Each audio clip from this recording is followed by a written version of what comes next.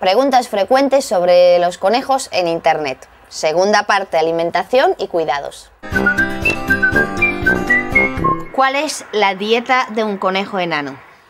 Bueno, tenemos muchísimos vídeos hechos acerca de la dieta ideal y de hecho cada animal tiene su dieta en función de su estado fisiológico. Los chiquititos comen su heno y su pienso de gazapos y los adultos su heno y su pienso de adultos. Pero no obstante, si tenemos que generalizar, diremos que toman más o menos un 60% de heno, o sea, lo que más toman a lo largo del día es heno variado, heno de praderas multiflorales, un 30% de pienso, que yo recomiendo que normalmente además se haga por la tarde-noche, y ocasionalmente algo de verdura fresca. Y si tenemos jardín o plantas, evidentemente, que no están fumigadas y que estén lo más naturales posibles, ellos también pueden tomar algo de plantas del exterior. Siempre vigilado y con mucho cuidado de las plantas que les pueden perjudicar. Pero esta podría ser, así a medidas generales, una buena dieta para conejo. ¿Qué nos puedes decir de la fruta? Bueno, la fruta, evidentemente, prohibidísima. O sea, la fruta, no.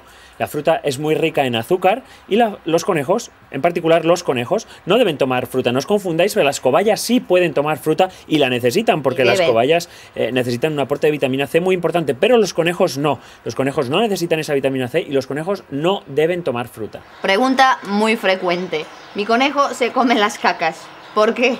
Bueno, completamente normal. Los conejos realizan la coprofagia, es decir, hacen 2 tránsitos del alimento por su tracto digestivo y de esta manera sacan más partido a toda la comida tan fibrosa que están comiendo.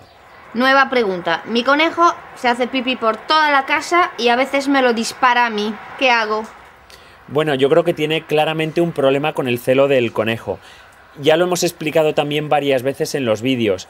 Buscadlo por ahí que tenéis muchísima información, pero cuando estamos enseñando a un conejo a hacer el pis en el lugar donde nosotros queremos que lo haga, una de las cosas que tenemos que controlar es el celo del macho. Y de la hembra, ojo, ¿eh? Pero sí que es verdad que el macho, en su marcar de territorio, dispara, proyecta su orina para decir que ese territorio es suyo. Y muchas veces cuando el conejillo quiere decir al mundo que el dueño es suyo, lo que hace es marcarle con el pis. ¿Qué tenemos que hacer? ¿Cuál es la solución? Aparte de entrenarle, que buscad el vídeo, que el vídeo está súper interesante de cómo hacemos que un conejo haga pis donde queremos, es importante que lo llevéis al veterinario para esterilizar, porque si el conejo está influenciado hormonalmente, va a ser imposible que consigamos controlar esos pises. Otra pregunta. Mi conejo se arranca el pelo. ¿Por qué lo hace? Bueno, seguramente me estés hablando de una hembra.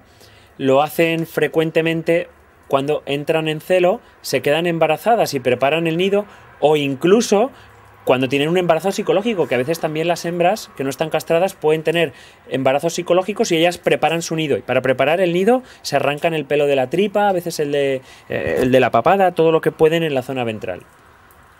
Y por último, ¿cómo sé si mi coneja está embarazada o no? Bueno, la única manera de saber que realmente está embarazada es hacer una ecografía y mirarlo. Evidentemente, si ha estado con un macho y ninguno de los dos está castrado, pues tiene muchas papeletas de que esté embarazada, porque además ellos lo practican durante muchas veces y mucho tiempo y son muy efectivos, o sea, crían de una manera muy eficiente. Si lo queréis saber, ciertamente lo único que podemos hacer es, a partir más o menos de los 15 días de esa monta, hacer una ecografía y entonces lo podemos confirmar que realmente, pues, no solo que trae cachorritos, sino cuántos trae incluso.